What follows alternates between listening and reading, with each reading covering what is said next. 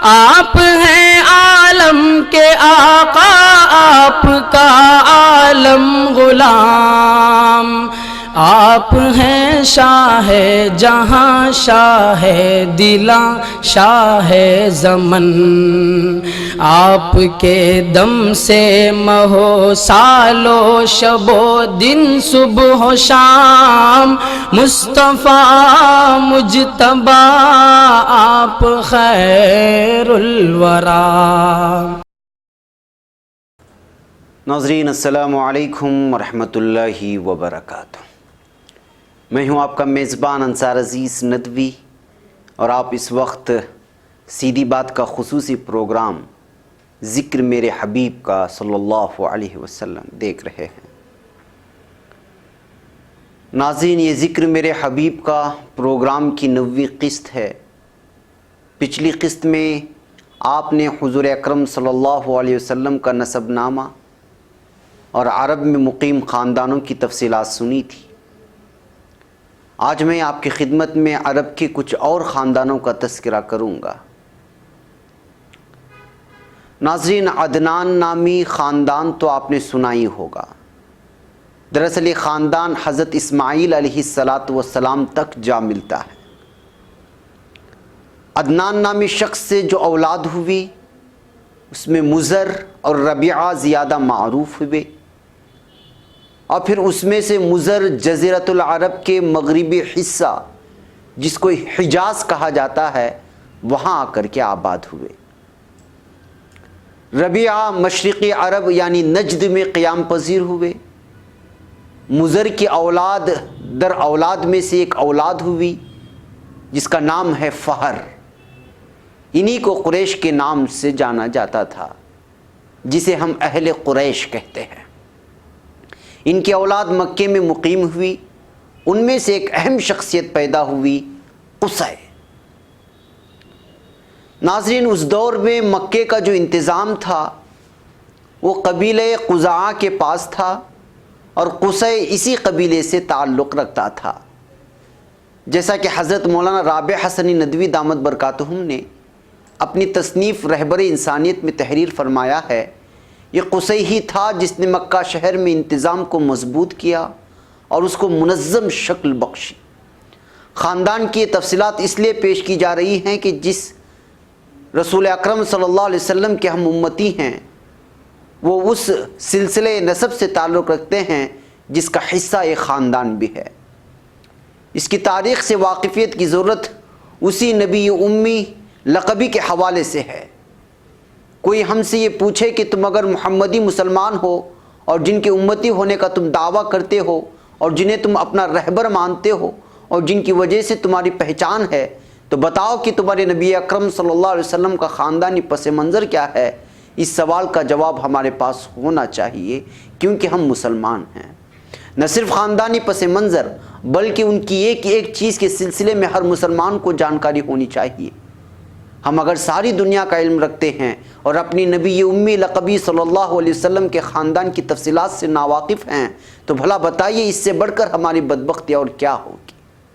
بہرکیف ناظرین، جس قصی کا ہم تذکرہ کر رہے ہیں انہی کے بیٹے کا نام عبد مناف تھا، یعنی فہر۔ قریش کے بیٹے قصی اور قصی کے بیٹے عبد مناف، پھر عبد مناف سے 4 بیٹے ہوئے، مطلب، نوفل، عبد شمس، ہاشم۔ ان 4 بیٹوں میں سب سے زیادہ شہرت ہاشم نے پائی۔ اب یہی شہرت اولاد در اولاد منتقل ہونا شروع ہوئی، بلکہ ہو گئی۔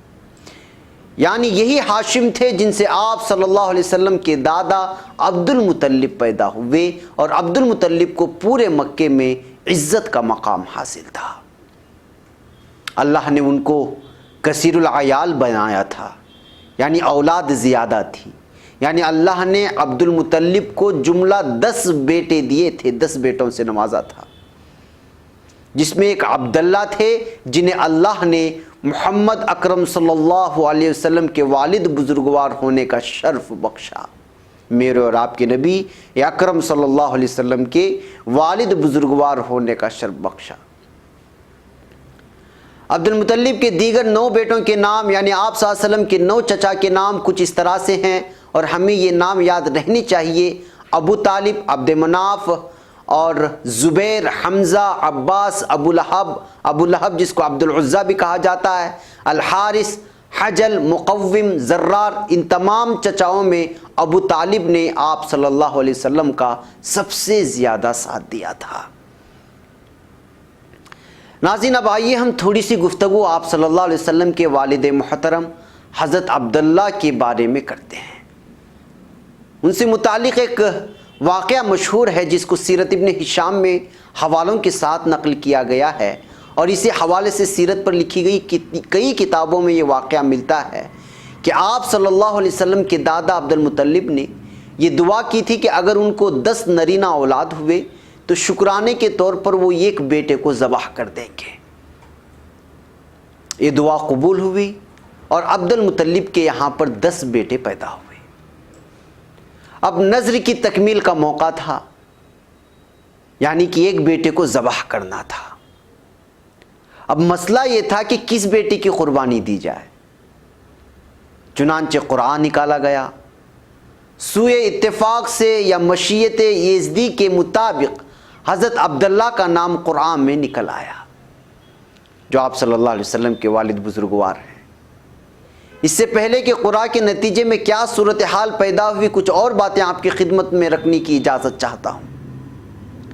ناظرین، مکہ یعنی جہاں پر خانہ کعبہ ہے، اس کعبے کا طواف جو لوگ اس وقت جس اعتبار سے بھی کیا کرتے تھے، اہل مکہ کے نزدیک وہ قابل احترام مانے جاتے تھے، اور اس علاقے کو عموماً اور خاندان عبد المطلب کو خصوصاً یہ شرف حاصل ہوا ہے کہ ان قابل احترام طواف کرنے والوں یعنی حاجیوں کو پانی پلانے کا انتظام کرے۔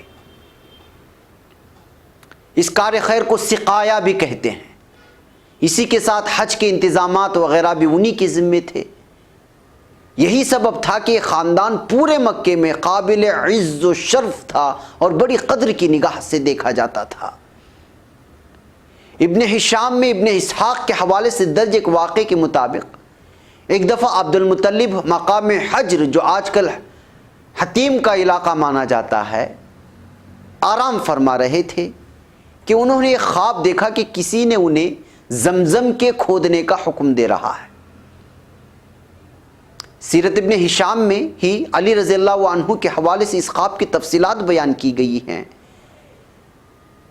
جو اس طرح سے ہے کہ عبد المطلب نے کہا، میں مقام حجر میں سو رہا تھا کہ ایک آنے والا میرے پاس آیا اور کہا طیبہ کو کھودو۔ میں نے پوچھا طیبہ کیا چیز ہے؟ یہ سنتے ہی وہ میرے پاس سے چلا گیا۔ دوسرے دن میں اپنے آرامگاہ کو لوٹا اور سو گیا۔ پھر خواب میں اشارہ ہوا اور کہا کہ برہ کو کھودو۔ میں نے پوچھا برہ کیا چیز ہے؟ یہ سنتے ہی ارشاد کرنے والا میرے پاس سے پھر واپس لوٹ کر کے چلا گیا۔ تیسرے دن کے خواب میں پھر کہا کہ مظنونہ کو کھودو۔ میں نے پوچھا یہ مظنونہ کیا ہے؟ پھر وہ میرے پاس سے چلا گیا۔ چوتھے روز کے خواب میں اس نے کہا زمزم کھودو۔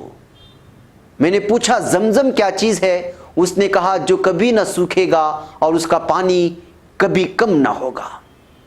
وہ حج کرنے والے بڑے بڑے گروہوں کو سیراب کرے گا۔ اس خواب کے بعد کیا ہوا؟ کیا کنواں ملا؟ کیا کھدائی ہوئی؟ قریش نے کیوں رکاوٹیں ڈالی اور عبد المطلب نے ایک بیٹے کو کیوں ذبح کرنے کی نظر مانی؟ یہ سب تفصیلات لے کر میں انشاءاللہ اگلے ہفتے آپ کے سامنے حاضر ہوتا ہوں۔ ایک تفصیلی واقعہ ہے، ساری تفصیلات آپ کے سامنے رکھی جائے گی۔ آپ ہمارے اس پروگرام کو دیکھتے رہیں، سنتے رہیں، دوسروں تک پھیلاتے رہیں اور عرب کی کہانی میری زبانی سنتے رہیں۔ تب تک کے لیے اجازت دیں۔ السلام علیکم ورحمۃ اللہ وبرکاتہ۔ آپ ہیں عالم کے آقا، آپ کا عالم غلام، آپ ہیں شاہ جہاں، شاہ دلاں، شاہ زمن، آپ کے دم سے مہو سالو شب و دن، صبح و شام، مصطفیٰ مجتبیٰ، آپ خیر الورا۔